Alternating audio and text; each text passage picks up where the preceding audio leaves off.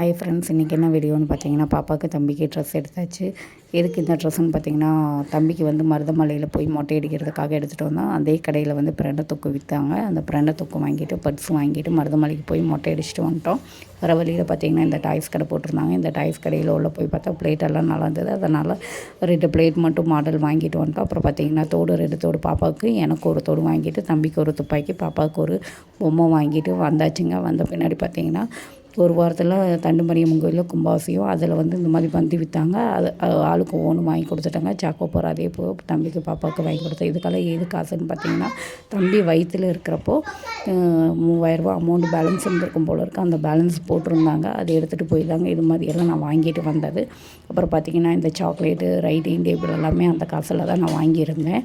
குழந்தைக்கு எங்கள் வீட்டில் வச்சு கொடுக்குற காசும் இந்த குழந்த காசில் தாங்க ஒவ்வொரு பொருளும் நான் வாங்கி போட்டிருக்கேன். எந்த இளிச்ச வாயினும் கொடுக்குறதில்ல, வாங்கி தரதில்ல. அவ்வளோ தாங்க இந்த வீடியோ.